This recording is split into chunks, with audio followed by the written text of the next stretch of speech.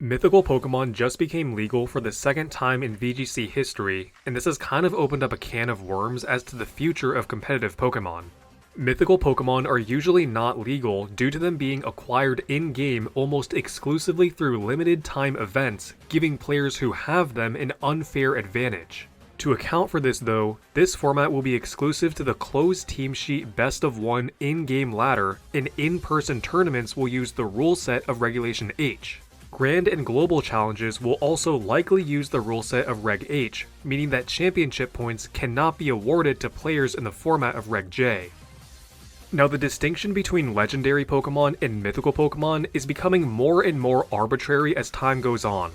Generally, they're Pokemon that are only able to be obtained through limited time events. In Japanese media, they have always been portrayed as separate groups, but it wasn't until around Gen 6 where the distinction was made clear for Western fans. Multiple NPCs in-game have dialogue in which they refer to various Pokemon as mythical with a capital M, showing that it's a proper noun and therefore the name of a group, not just an adjective. In advertising, some promotional material for new games claim that all legendary Pokemon are obtainable, and what we now know as mythical Pokemon are not included in that group. Sometimes though, mythical Pokemon aren't tied to limited time events, but rather events that extend indefinitely. For example, Pecharunt is tied to an event-exclusive key item, but the thing is, as long as you have the DLC and access to the internet, you can get this item whenever you want. Base form Magearna can be obtained by scanning a QR code and talking to an NPC in any Gen 7 game, something that I literally did when making this video, despite the event having started almost 9 years ago. There's also Deoxys in Omega Ruby Alpha Sapphire that isn't tied to an event at all and can be encountered by just doing the post-game. Now I'm all for increased accessibility to these Pokemon, but I think it's kind of silly to consider these distinct groups if they don't follow strict rules. Because other than the event limitation, which isn't even always the case, what really is the difference between these groups? They share a lot of characteristics. All mythical Pokemon are genderless, and most legendary Pokemon are as well. Most mythicals cannot breed, and all legendaries cannot. They both mostly do not evolve. They both mostly have a base stat total of around 600. They are both commonly given signature moves. And if events are what determines if a Pokemon is mythical, some shiny forms of legendaries can only be obtained through events. So are those mythical too? What exactly is the difference? Well, for first partners, there are just way more legendary Pokemon than mythical, 74 compared to 23. Within the groups, legendary Pokemon also have subgroups, while mythicals don't really. There are subgroups across the two groups, such as Darkrai and Cresselia being considered a duo, but the only subgroup within Mythicals is Manaphy and Phione. Every generation has introduced at least one new legendary group, and in lore, they all have some kind of connection to each other due to having similar anatomy, similar typing, or a similar role in the story, while mythical Pokemon are typically just individuals that are mostly limited to optional side and post-game quests. In terms of VGC competitive legality, legendary Pokemon are also separated into groups, restricted and non-restricted.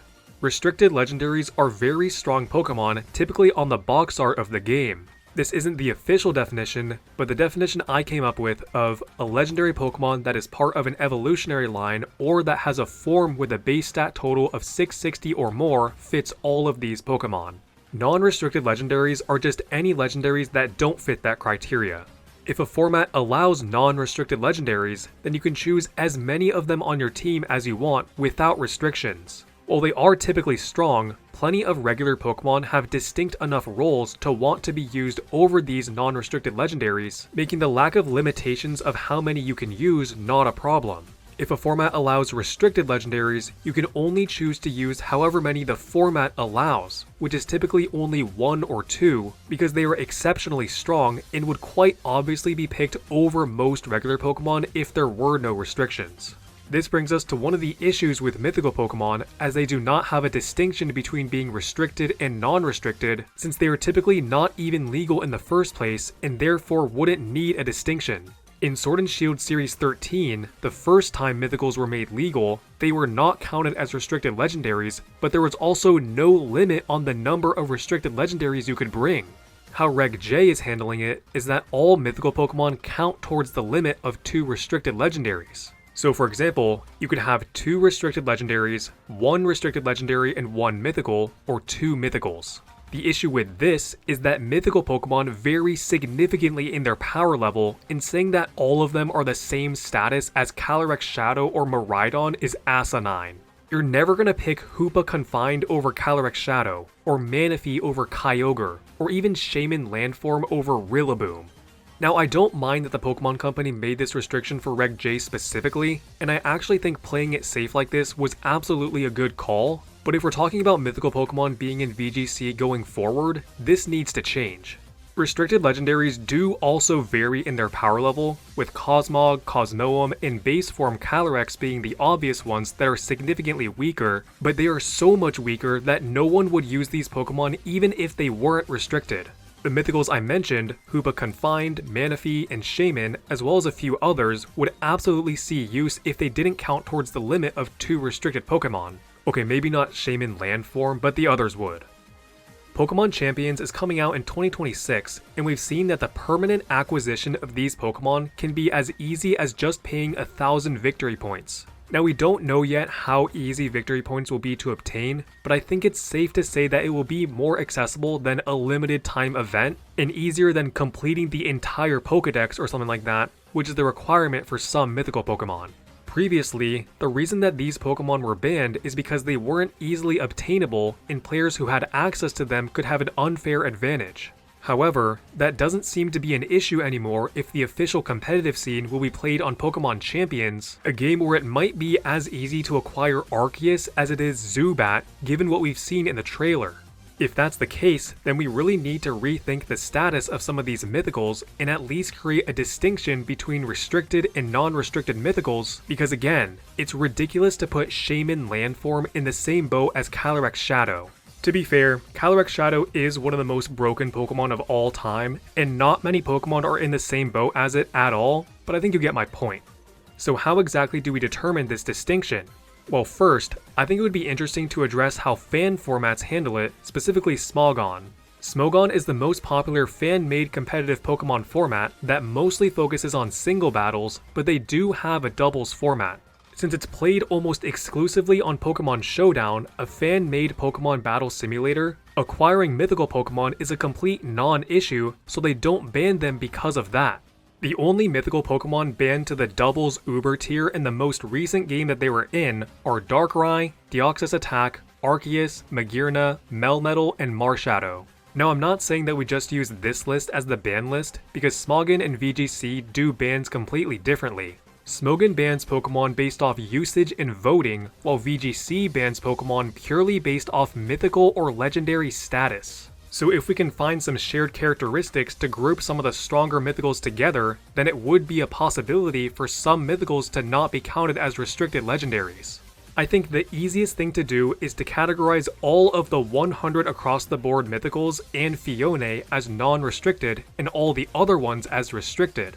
This means Mew, Celebi, Jirachi, Fione, Manaphy, Shaman, and Victini all count as non-restricted mythicals. This leaves powerful threats like Deoxys, Darkrai, Arceus, and Magearna as restricted, and I think it's definitely fair to categorize them as such with the immense power that they have. However, this leaves Meloetta, Zarude, Genesect, Diancie, Volcanion, and Keldeo banned too, mons that would be totally fine as non-restricted mythicals. There's also weird cases like Hoopa, Marshadow, Zeraora, Melmetal, and Pecharunt, since they're not nearly at the level of restricted legendaries, but just letting players use any of them without restrictions at all feels a bit off. Shaman can also change forms to not have base 100 stats across the board, so should it not be part of that group?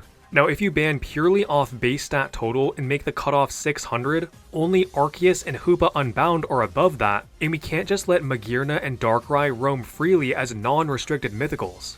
Maybe if mythicals had their own set limit that were different from restricted legendaries, like being able to use one restricted legendary total and one mythical total, but again, you would never pick Shaman Landform over Arceus if they weren't differentiated somehow.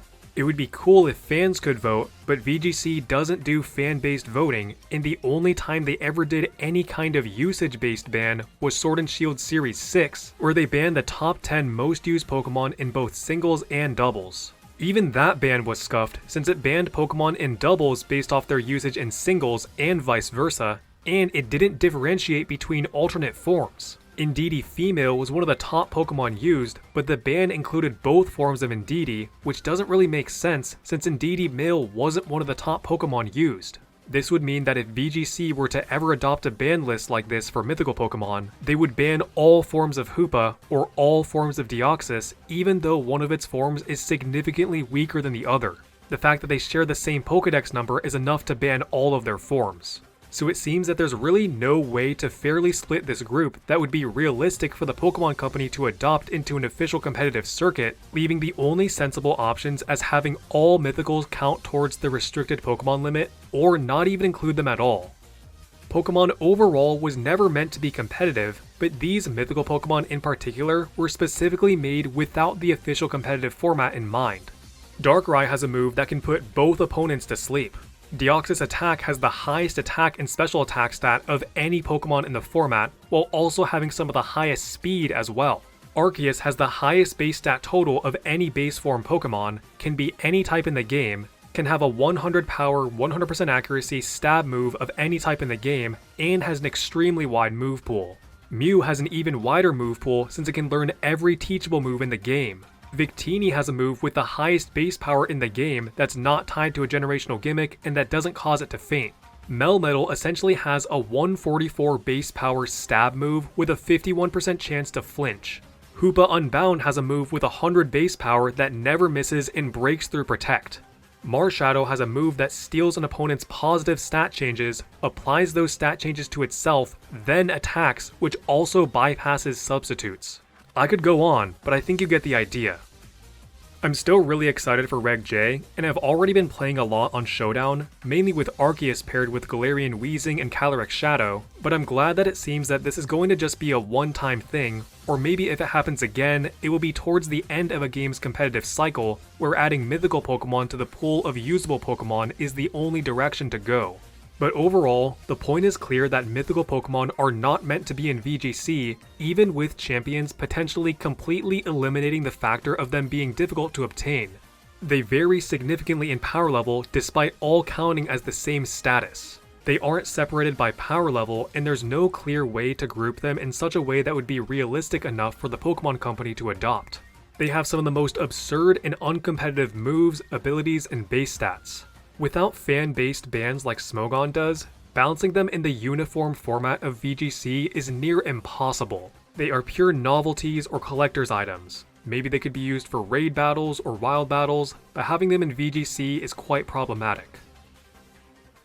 And that's what I think about mythical Pokemon in VGC. Do you disagree with me? Let me know. Also, let me know if you like this kind of video, since it does differ from my usual style, which is more list-focused. Anyway, if you want to support me and my channel, just leave a nice comment since I do read all comments. You can also become a member for 99 US cents a month to get a badge next to your name and early video access like all of these lovely people. If you want bonus content, check out my second channel, Extra Bell, where I post videos I've scrapped for the main channel, as well as more casual unscripted videos. Likes are also one of the ways that YouTube determines if a video should be passed around to more people, so if you feel that this video deserves to be, I would appreciate it. Thanks for watching.